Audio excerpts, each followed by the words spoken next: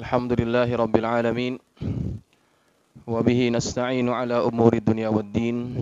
Wassalatu wassalamu ala ashrafil mursalin. Sayyidina wa maulana Muhammadin wa ala alihi wa ashabihi ajma'in.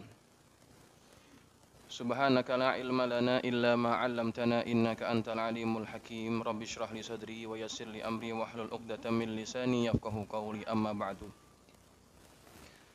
فإن أصدق الحديث كتاب الله تعالى وخير الهدي هدي محمد صلى الله عليه وسلم وشر الأمور محدثاتها وكل محدثة بدعة وكل بدعة ضلالة وكل ضلالة في النار. Ibu-ibu muslimat yang dirahmati Allah sekalian, alhamdulillah kita panjatkan syukur kehadirat Allah Subhanahu wa taala atas segala nikmat dan karunia-Nya kita dapat hadir duduk di majelis yang mulia ini. Taman daripada taman-taman surga Allah di dunia.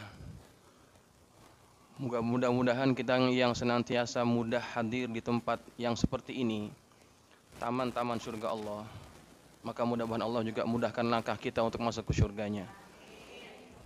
Karena begitu yang Nabi sabdakan, man salaka tariqan yaltamisu fihi ilman sahhalallahu lahu bihi ilal jannah. Barang siapa yang menempuh jalan mencari ilmu, maka Allah akan mudahkan baginya untuk masuk ke dalam surga. Dan kalau orang yang rajin ngaji, pasti dia orang benar. Betul ya? Kalau orang yang enggak benar enggak mau ngaji dia. Ya. Dan itu juga sabda Nabi kita Muhammad SAW. Man yuridillahu bihi khairan yufaqihu fid din. Barang siapa yang Allah kehendaki padanya itu kebaikan, maka Allah akan berikan kefahaman padanya pada urusan agamanya. Jadi mudah-mudahan ibu-ibu yang senantiasa hadir, istiqomah hadir di majelis ilmu, Allah jadikan kita hamba-hamba yang terbaik. Dan tidak ada tempat bagi orang yang baik adalah melainkan surganya Allah Subhanahu wa taala. Yang saya hormati pimpinan majelis Ustazah Hajjah Ida lupa juga saya lah.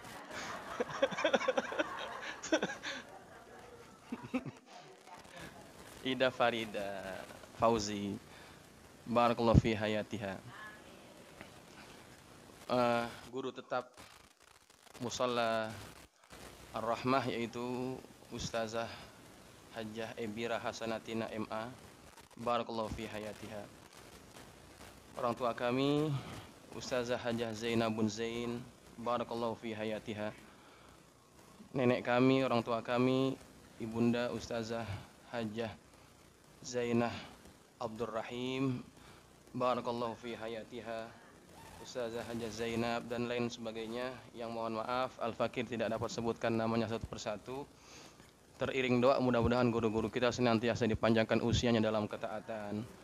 Allah berikan keberkahan pada ilmunya, dan mudah-mudahan Allah berikan keberkahan juga dalam kehidupan mereka. Amin, Allahumma amin. Saya mohon maaf kepada para orang tua, para guru, kalau saya duduknya di atas. Ya, harusnya kita di bawah. Karena orang tua pada di bawah, kita harusnya di bawah. Ya, jadi mohon maaf, mudah-mudahan ini tidak termasuk su'ul adab ya. Minta izin, minta maaf. Ya, jadi para ustazah sekalian, saya diminta untuk mengisi taklim ataupun kajian muslimah di musola ini dengan membawa satu tema ataupun tajuk yang berkaitan dengan fikih muamalah. Waktu saya terima permintaan itu, saya terfikir, apa ibu-ibu enggak merasa keberatan dengan tema ini? Tapi kata Ustazah Ida, insya Allah enggak, karena ini permintaan daripada Kiai Nasir Zain. Ya, saya akan coba menyampaikan materi ini dengan sederhana, dengan mudah, mudah-mudahan bisa difahami. Dan saya akan, karena ini tidak ada kitab ya, saya sudah pilihkan beberapa tema-tema yang menjadi permasalahan dalam kehidupan keseharian kita. Ya. Mudah-mudahan ibu-ibu nggak ngantuk, ibu-ibu nggak bosen, karena pengajian kita ini insya Allah sampai jam 12.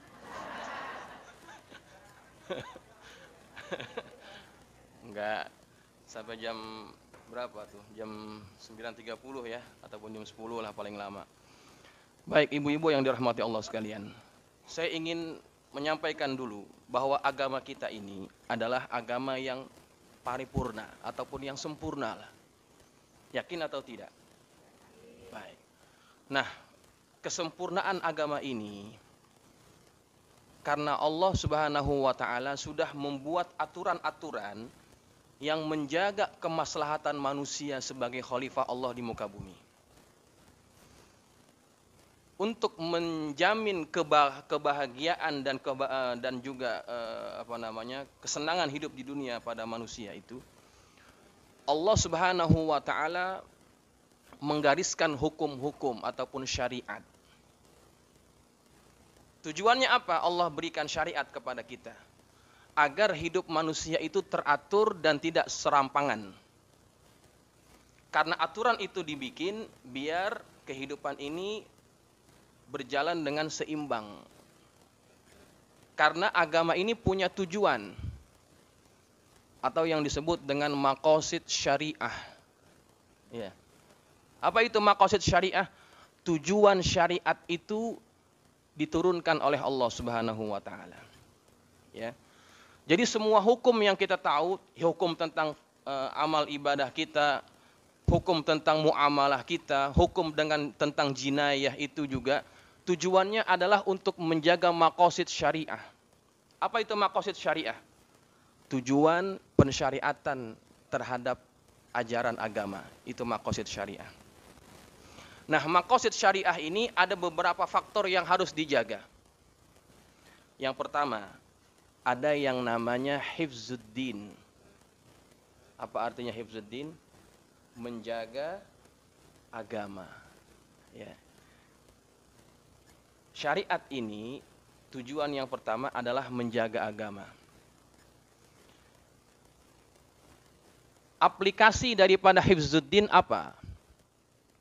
Aplikasi daripada hifzuddin adalah manusia itu diwajibkan untuk melaksanakan ibadah sholat. Itu tujuan daripada hifzuddin, menjaga agamanya. Bahkan ketika ada orang yang murtad daripada agama Islam, orang tersebut dikenakan hukum apa ibu-ibu? Kalau ada orang murtad nih, hukum yang Allah atur itu hukumannya apa?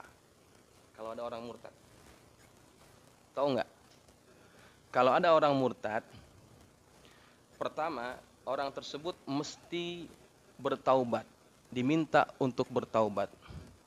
Kalau dia tidak mau bertaubat, kembali kepada agamanya, dia mesti dipenjarakan. Kalau dipenjarakan tidak juga insaf, maka orang ini boleh dibunuh. Kenapa boleh dibunuh? Karena dia sudah melanggar norma yang bisa merusak agama. Begitu. Nah, ini bagian daripada hifzuddin. Ya.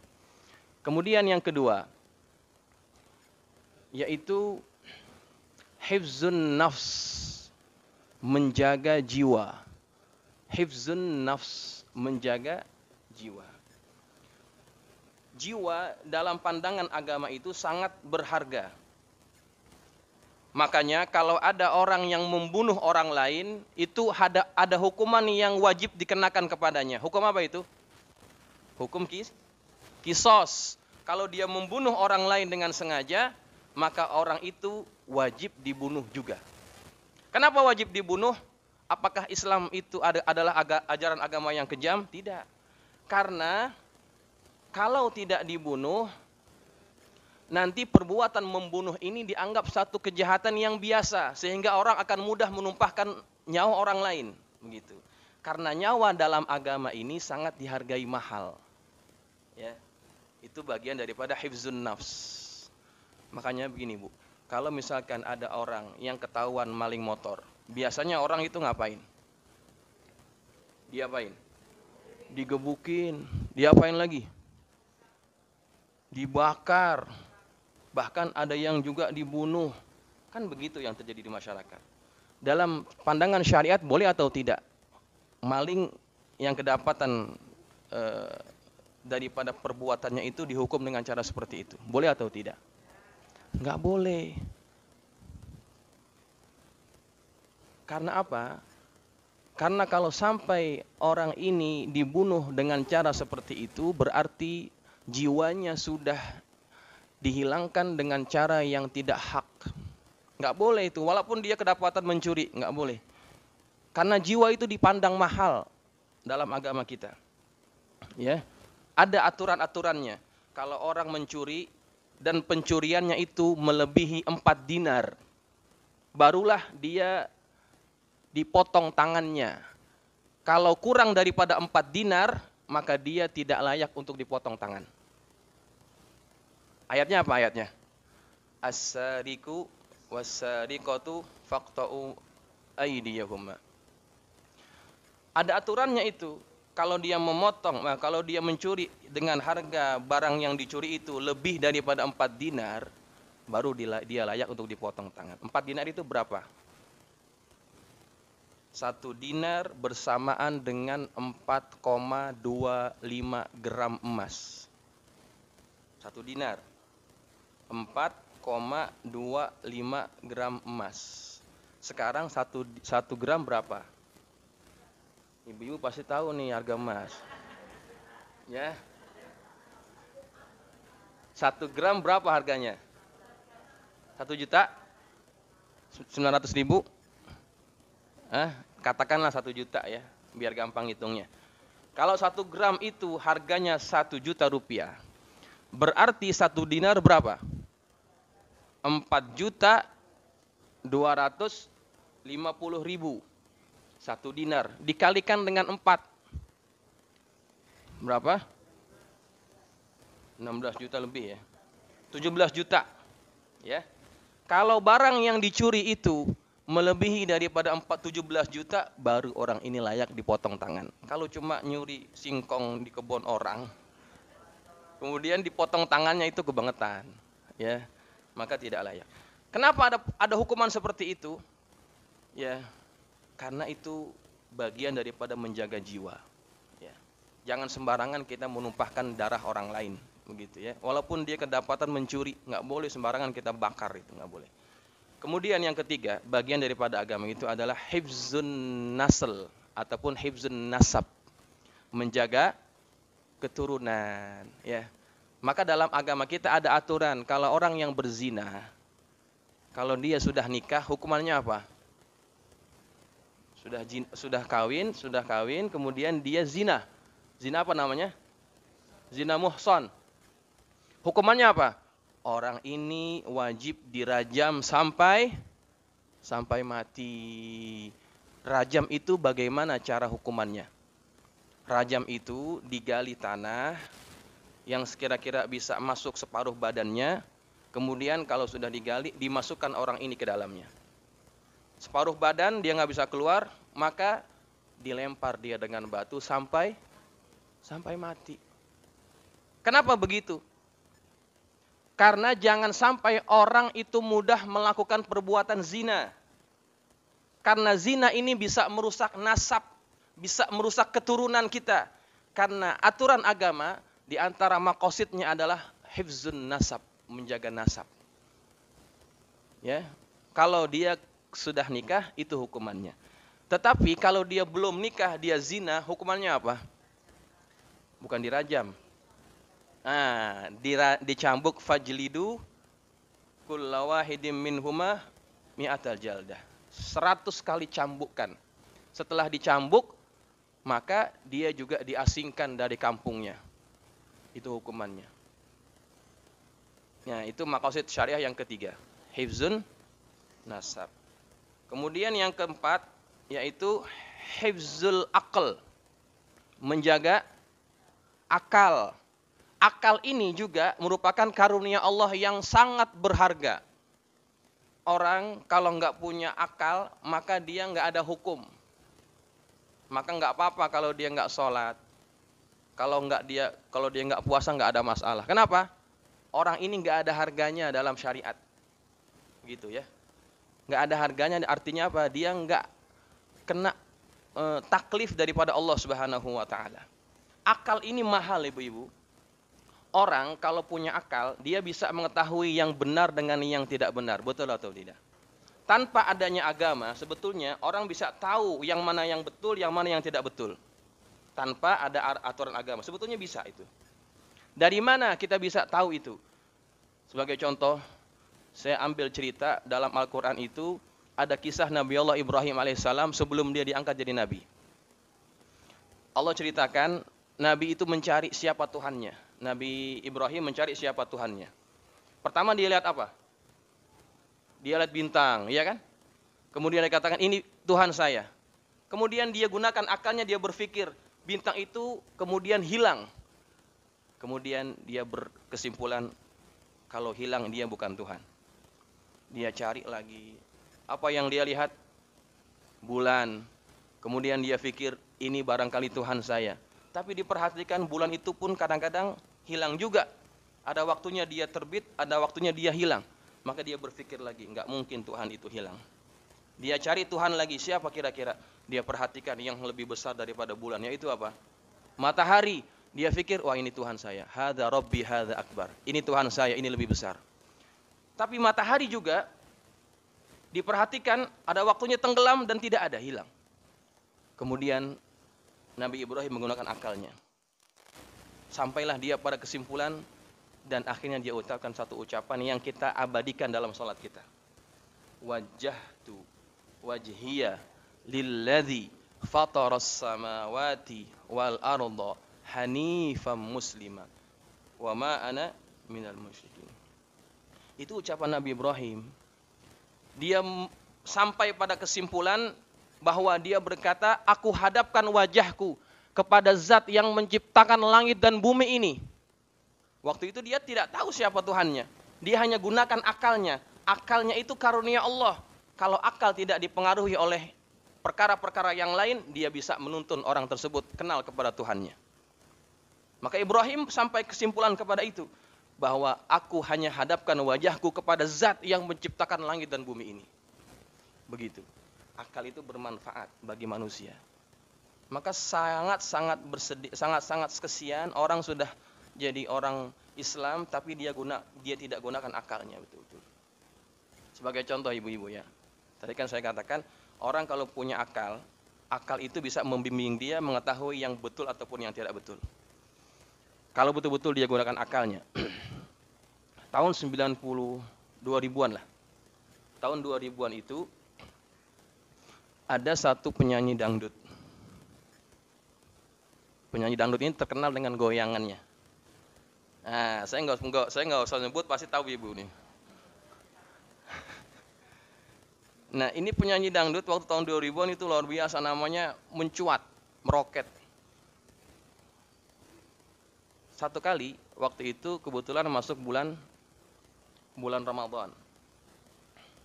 Kemudian ditanya, Mbak kalau bulan Ramadan tetap goyang atau tidak?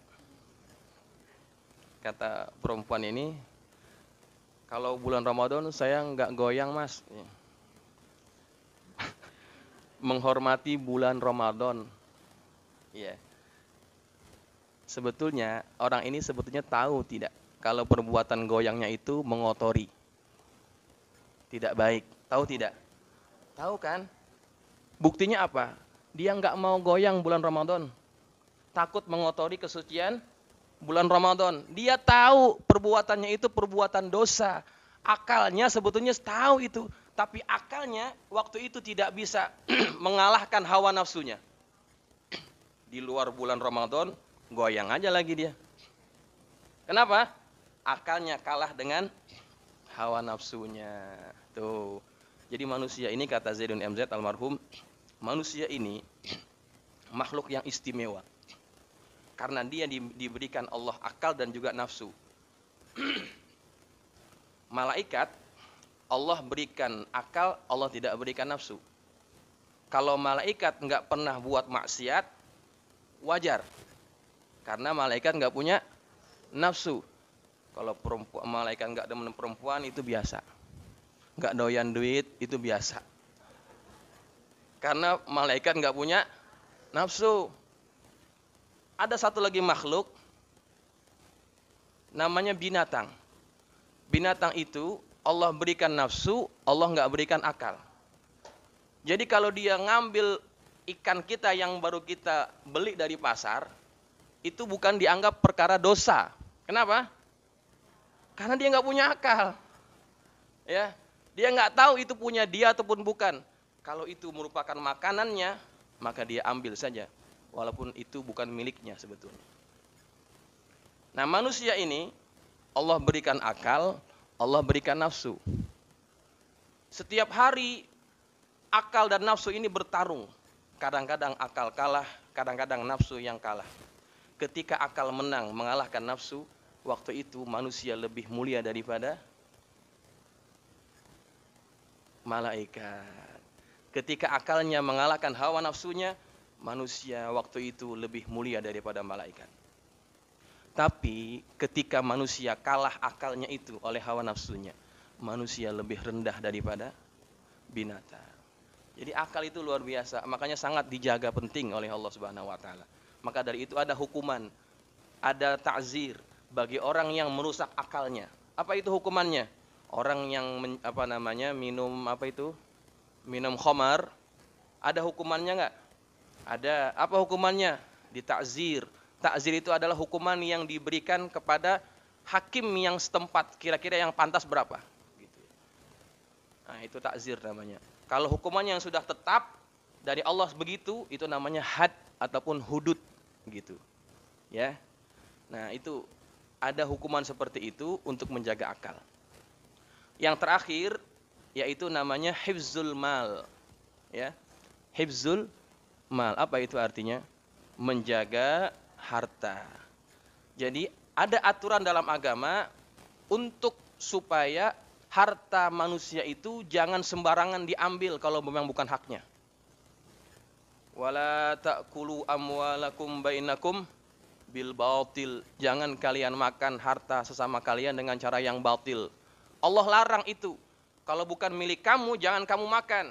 Kenapa? Karena harta itu sesuatu yang dijaga oleh Allah Subhanahu wa taala. Kalau punya orang jangan dimakan. Begitu ya. Ini tumben-tumbenan malah datang maulid, besoknya kurang. Lagi maulid, besoknya kurang. Yang datang belakangan nggak dapat besek. Temennya yang di depan udah pada dapat. Lah dia pulang kalau nggak bawa teng-tengan nanti ditanyain anak ini. Itu temennya lagi meleng, besoknya dibawa aja pulang. Nah itu kan harta ya. Harta milik siapa? Harta milik orang. Walaupun cuma besek, isinya sembako, tapi itu harta orang, nggak boleh kita makan. Haram. Kenapa? Karena harta itu dijaga oleh Allah Subhanahu wa taala. Hifzul mal itu bagian daripada maqasid syariah. Ya. Itu gambaran umum dulu bahwa agama ini menjaga itu semuanya. Menjaga agama, menjaga jiwa, menjaga akal, menjaga nasab dan menjaga harta. Nah, jadi hukuman syariat Allah dalam agama kita itu tidak lari daripada itu semua. Baik. Oke. Ibu-ibu yang dirahmati Allah sekalian, sekarang kita masuk kepada beberapa contoh muamalah ya. Apa itu muamalah? Muamalah adalah hubungan manusia dengan manusia. Jadi fikih itu terbagi kepada 3 bagian. Ada yang namanya fikih ibadah. Ya. Itu yang mengatur apa? Mengatur sholat, puasa, zakat, haji, yaitu namanya fikih ibadah. Yang kedua, ada yang namanya fikih muamalah. Ya. Fikih yang mengatur hubungan sesama manusia. Di situ nanti ada pergadaian, jual beli, hutang piutang dan sebagainya. Itu masuk dalam fikih muamalah.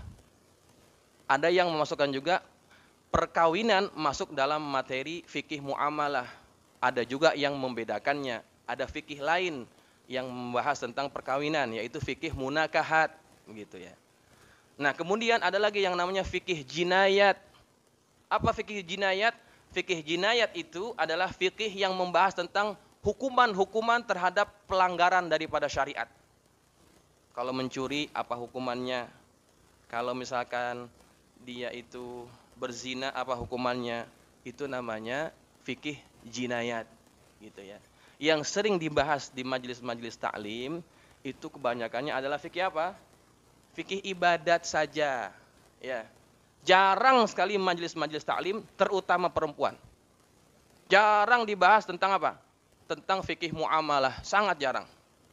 Makanya kadang-kadang hukum tentang muamalah itu bagi perempuan, bagi muslimah masih agak samar-samar. Boleh apa kagak ya? Boleh apa kagak ya? Boleh kali ya. Begitu akhirnya. Karena nggak pernah dipelajari, ya, nggak pernah dipelajari, jarang dipelajari, begitu. Ngajinya Safinah sampai apa itu? Sampai puasa. Habis puasa, udah kelar, ganti kitab yang tentang fikih ibadah lagi, yang lebih tinggi, misalkan Fathul Qorib dan sebagainya. Dan jarang dibahas tentang muamalah ini. Nah, Mushola Ar-Rahmah ini menurut saya satu-satunya dan pertama kali barangkali mushola yang mengadakan kajian fikih muamalah, ya, khusus muslimah. Nah, saya akan berikan contoh-contoh transaksi-transaksi ataupun satu muamalah yang sering kita lakukan dan bagaimana hukumnya. Kalau ibu-ibu kaget, jangan kaget-kaget begitu ya, jangan terlalu kaget gitu ya.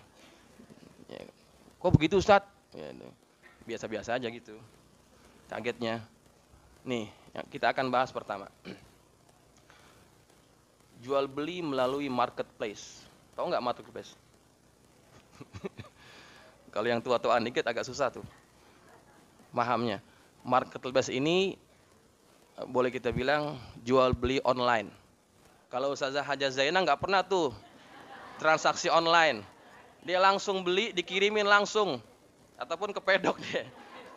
Jadi dibeliin deh. Ustazah nggak pernah beli, dibeliin mulu emang. Biasanya barokah. Ya. Jadi kita bahas hukum marketplace atau jual beli online. Ibu-ibu, dalam mazhab Syafi'i jual beli itu ada 3 rukun. Yang pertama, ada penjual dan pembeli. Yang kedua, ada akad ataupun sigot. Yang ketiga, ada barangnya. Itu 3. Itu rukun jual beli dalam mazhab Syafi'i. Misalkan penjual ada, pembeli ada. Kemudian transaksilah 2 orang ini.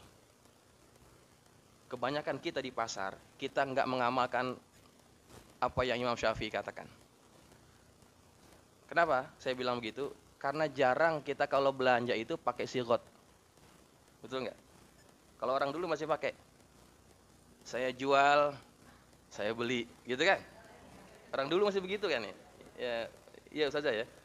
Saya jual barang ini, saya beli barang ini, contohnya gitu. Itu namanya sigot. Dalam mazhab Syafi'i itu wajib. Ya, tapi kita sudah nggak makai itu. Sah nggak jual beli kita? Kalau menurut mazhab Syafi'i sebetulnya nggak sah, nggak sah. Tapi kalau mazhab yang lain dianggap sah. Adanya tukar antara duit dan barang itu dianggap itu di antara cara yang melegalkan, gitu ya. Nah, jadi kita anggap mudah saja itu perkara bahwa kalau tidak ada sigot pun tidak ada masalah. Kalau di Malaysia itu masih sering kita dengar itu. Kalau di pasar-pasar orang jualan gitu, saya jual, yang beli saya beli gitu. Masih ada itu. Di sini nggak ada, di pedok aja nggak ada. Yang tua-tua juga, yang agak umurnya agak tuaan juga udah nggak makai itu. Ya. Kelamaan. Iya kelamaan. Harus ke sono-sono lagi kan kita belanjanya gitu. Nah, jadi tidak masalah. Kalau kita nggak pakai sigot pun insya Allah masih dibenarkan oleh syarak. Masih banyak yang membenarkan. Kemudian harus ada barangnya. Harus ada barangnya. Kalau di pasar nggak ada masalah, memang barangnya kelihatan. Kita bisa lihat, kita bisa pegang, kita bisa cek, gitu ya. Nah, kalau belanja online, barangnya ada nggak? Nggak ada kan? Yang kita lihat apaan? Gambarnya saja, fotonya, harganya, itu sah nggak? Kalau menurut mazhab Syafi'i, jual beli kayak gini sebetulnya nggak sah, nggak ada barangnya. Ya, al-bai' mausuf bizimah namanya itu. Jual beli yang sifatnya itu masih dalam tanggungan, nggak kelihatan. Tetapi fikih ini dinamis, nggak harus begitu aja. Nggak boleh harus ada barangnya. Kalau nggak ada barangnya nggak usah beli. Ya, nggak usah. Sedangkan zaman ini berganti dan berubah. Orang sudah jarang pergi ke pasar. Tanah Abang aja udah sepi. Betul nggak? Ya, yang di Tanah Abang udah pada mulai jualan online. Ya, kita masih mau repot-repot ke Tanah Abang. Ya, Tanah Abang sepi, Bu. Saya udah sering ke sana soalnya. Terakhir-terakhir ini udah agak sepian dikit. Nah, zaman sudah berubah, orang sudah mulai malas keluar rumah untuk pergi ke pasar. Dia tinggal mesen online, barang sampai. Nah, itu dibahas oleh para ulama fikih, boleh atau enggak. Kalau menurut kaidah yang tadi, itu jual belinya nggak sah. Kenapa? Karena nggak ada barangnya. Tapi diijtihadkan lagi oleh para ulama, dibolehkan jual beli begitu dengan syarat. Dengan syarat barang yang dijual barang yang halal satu. Ya. Barang yang dijual barang yang halal. Kalau yang haram nggak boleh jual beli online. Ya. Yang kedua, barangnya harus diketahui dengan jelas spesifikasinya. Harus jelas, harus ada disebutkan deskripsinya, ya kan? Biasanya ada tuh kalau online. Barang ini berapa dimensinya, apa warnanya, berapa panjangnya, ada tuh. Itu wajib. Ya, wajib. Dan bisa diserah diserah terimakan sesuai kesepakatan. Kan kita kalau belanja online gitu ya. Saya order berapa hari kira-kira sampainya? 2-3 hari, tergantung paketan kita pakai yang murah apa yang mahal. Kalau yang bebas ongkir lamaan dikit gitu ya. Ya. Nah, itu ada penjelasan itu. Nah, satu lagi pembeli dibelikan hak khiyar untuk membatalkan jual beli kalau barang yang diterima tidak sesuai dengan pesanan. Saya ulang. Pembeli dibelikan hak khiyar. Hak khiyar itu apa? Pilihan untuk membatalkan ataupun meneruskan. Ya. Seandainya barang yang sampai itu tidak sesuai dengan pesanan. Saya mesennya warna biru, kok yang datang warna merah gitu ya, nggak sesuai. Bisa nggak kita pulangin balik, return balik? Bisa nggak? Kalau bisa, berarti jual beli itu sah.